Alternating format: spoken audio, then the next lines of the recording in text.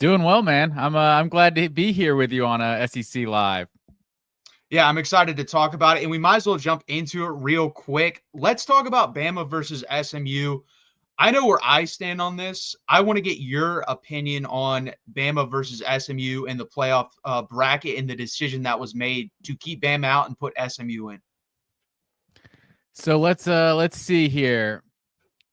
Two things can be true. So I do like in my heart of hearts, right? And I think most people, I think Alabama would beat SMU if they're playing on a neutral field.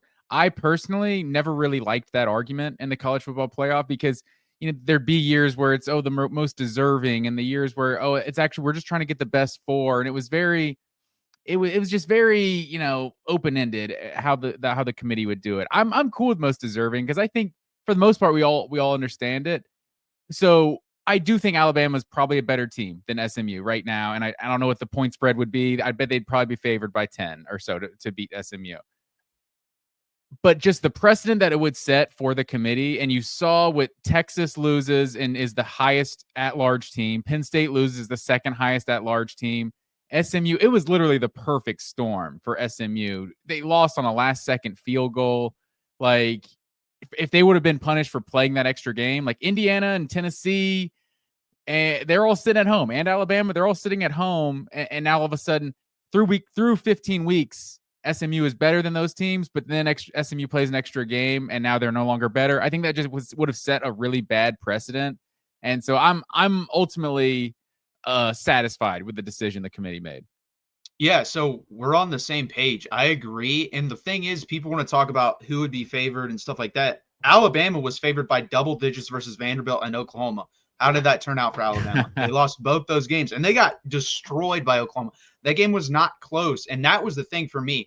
And I've heard people, well, 6-6 is different than the SEC, than the Big Ten, than the ACC, than Big 12. Fine, you can have that debate. I actually don't disagree with that. But not even to have a close game versus an Oklahoma team that had close games and close wins versus teams like Tulane versus teams like Houston. They beat Houston, I believe, by 1 point. So I think it was like 16-14 or something like that. Yeah, it was one score. It was super close. Yeah. And that's my point. You get run out of the building by that team, and they were having struggles scoring versus everyone else moving the ball. They moved the ball pretty well that night versus Alabama. So that's my issue there. And I completely agree. Alabama would probably beat SMU, but we don't know that. And if you're going to put someone into a playoff and just based on that, then at the beginning of the season, we should just line them up, choose the highest rated teams based on recruiting rankings and other things, and just have a playoff there. And let me tell you, as a Texas fan, we've had great recruiting classes in the past that do terrible on the field. So that it does matter, but you also have to have the guy on the sideline coaching that team, and they also have to develop and play that well on a week in and week out basis as well. No, I think that's fair. Georgia fans definitely wouldn't be too bummed about that. They're getting into that playoff every year.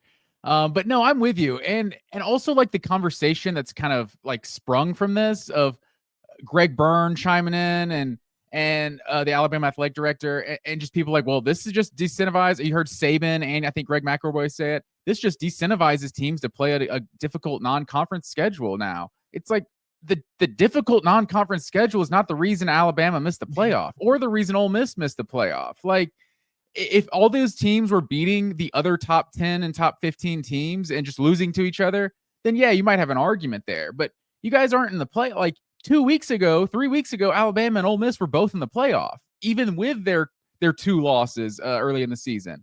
But you lose 3 games and Ole Misses all 3 to teams that are currently unranked. Like, Ole Miss at least didn't get blown off the field by anybody, and they both have the big win over Georgia. But if you lose 3 games, like I don't know what you're even really upset about.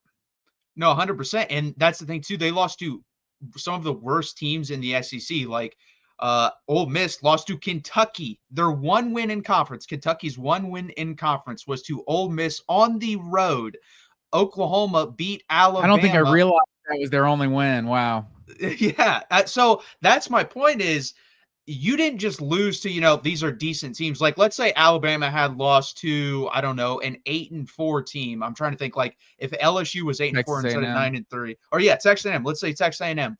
They probably actually, they might get in, honestly, in that scenario. But you got destroyed by a team in Oklahoma where if they don't beat you, that team doesn't even go bowling.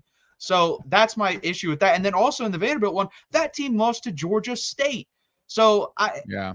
there's so many things I just completely disagree with when we talk about that. And again, that was a perfect example. I've heard that for so long now about the out of conference. They played Western Kentucky, Mercer, Wisconsin, and I forget the other one, but or South Florida. That was the other one. Those are your 4 out of conference games. I'll give you credit for Wisconsin. You decided to go on the road and play Wisconsin. The quarterback went out. You manhandled him just like you should have. The other 3 are terrible. One of them's not even an FBS team. So it's really hard for me to say, you know what, you deserve to get them based on that out of conference schedule. Where if they would have scheduled way harder games out of conference and won those games, guess what? They'd probably actually be in, even with the 2 bad in conference losses that they took. Yeah, exactly. Like there is some room for error. It's like you had 2 losses, and for Ole Miss's case, like to that point in the season, the first 2 losses were who? LSU, an LSU game that you led like 60 minutes of, right? LSU didn't lead until the final score, and then a bad Kentucky team. Like even with those, you still were going to get in the playoff and probably have like a home playoff game at this point. Like old Alabama and Ole Miss, if they don't lose those last games, are probably like the 6 and 7 seeds right now. Like, especially since they both beat Georgia. Well, Georgia won the SEC. Disregard that. But like with what they were I think they were 7 and 8 or something when they lost. There were still a couple things that happened in the final weeks. Like they might be looking at home playoff games if they just don't lose a third game. So I just don't know. You didn't, especially Ole Miss didn't have an SEC gauntlet by any means. Like you look at all the other ranked teams, like Georgia and South Carolina are the only ranked teams, currently ranked SEC teams that they played this year. And granted, they dominated Georgia, but it's not like they had just this gauntlet of a schedule, and they're upset because they lost 3 games.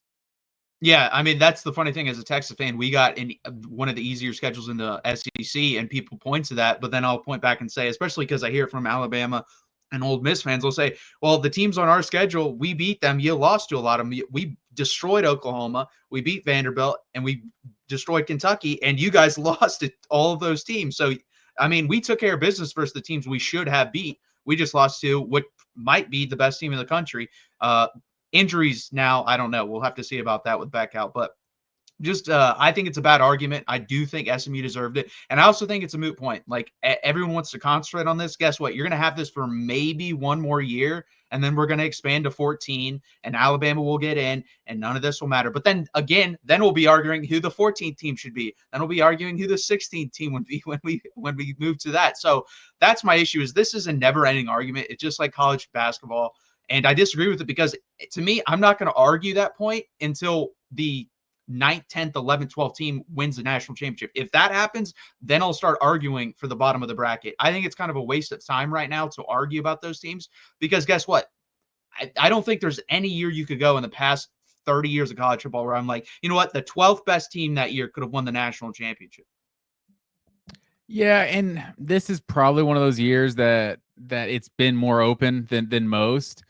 So there are years, where there's teams that don't make the playoffs, and they could compete with some of those, but it's almost like this is what college football is. Like you didn't earn a right to compete because you lost 2 or 3 games throughout the season. Like especially when you're someone like Alabama or Ohio State or something. Like when you're preseason top 3 or 4, like that's the only reason you're higher than probably South Carolina and Ole Miss here is because where you were in the preseason. So like you guys get enough benefits of the doubt. Like, sorry, you didn't get in losing 3 games.